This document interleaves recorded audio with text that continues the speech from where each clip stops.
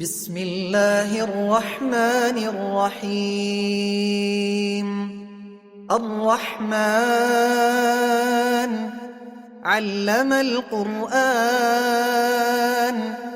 خلق الإنسان، علمه البيان. الشمس والقمر بحسبان، والنجم والشجر يسجدان.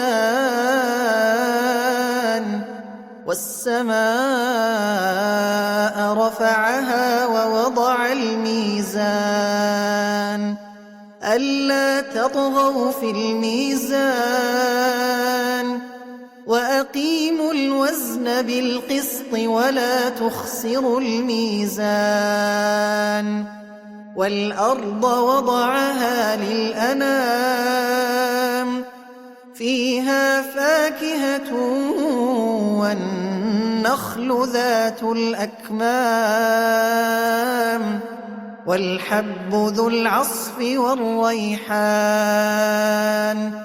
فبأي آلاء ربكما تكذبان؟ خلق الإنسان من صلصال كالفخار، وخلق الجان من مارج من نار. فبأي آلاء ربكما تكذبان؟ رب المشرقين ورب المغربين، فبأي آلاء ربكما تكذبان؟ مرج البحرين يلتقيان، بينهما برزخ لا يبغيان. فبأي آلاء ربكما تكذبان؟ يخرج منهما اللؤلؤ والمرجان. فبأي آلاء ربكما تكذبان؟ وله الجوار المنشآت في البحر كالأعلام. فبأي آلاء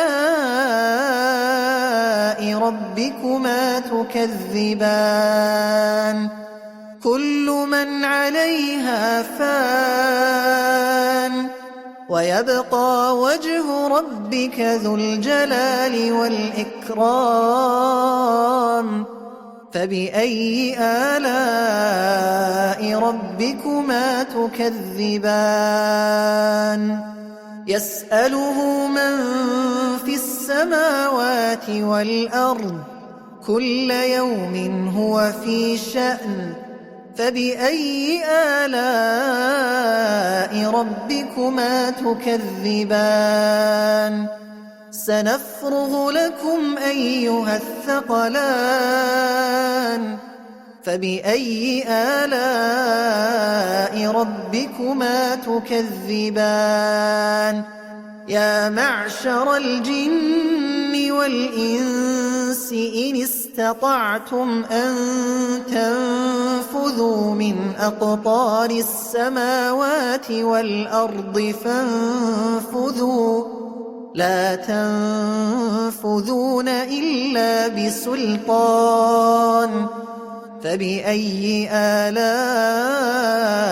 ربكما تكذبان؟ يرسل عليكما شواظ من نار ونحاس فلا تنتصران. فبأي آلاء ربكما تكذبان؟ فإذا انشقت السماء فكانت وردة كالدهان. فبأي آلاء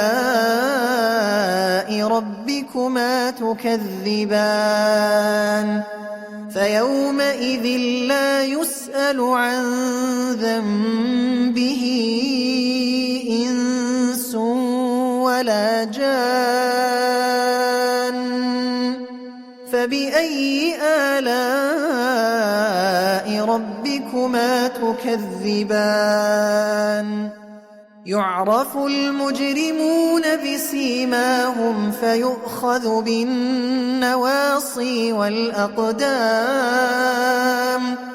فبأي آلاء ربكما تكذبان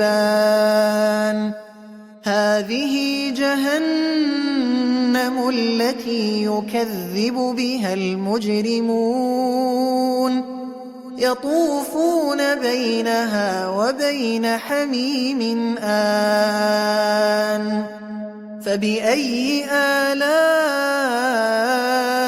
ربكما تكذبان ولمن خاف مقام ربه جنتان فبأي آلاء ربكما تكذبان ذواتا أفنان فبأي آلاء ربكما تكذبان فيهما عينان تجريان فبأي آلاء ربكما تكذبان فيهما من كل فاكهة زوجان فبأي آلاء ربكما تكذبان متكئين على فرش بطائنها من استبرق وجنى الجنتين دان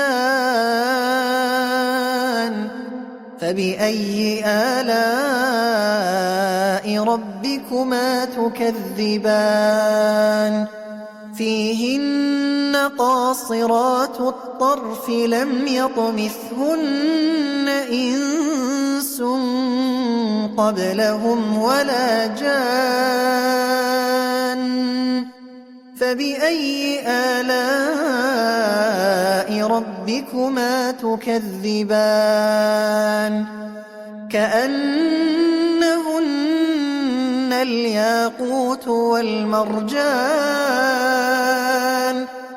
فبأي آلاء ربكما تكذبان هل جزاء الإحسان إلا الإحسان فبأي آلاء ربكما تكذبان ومن دونهما جنتان فبأي آلاء ربكما تكذبان مدهامتان فبأي آلاء ربكما تكذبان فيهما عينان نضاختان فبأي آلاء ربكما تكذبان فيهما فاكهة ونخل ورمان فبأي آلاء ربكما تكذبان فيهن خيرات حسان فبأي آلاء ربكما تكذبان حور مقصورات في الخيام فبأي آلاء ربكما تكذبان لم يطمثهن إنس قبلهم ولا جان فبأي آلاء ربكما تكذبان متكئين على رفرف خضر وعبقري حسان فبأي آلاء ربكما تكذبان تبارك اسم ربك ذي الجلال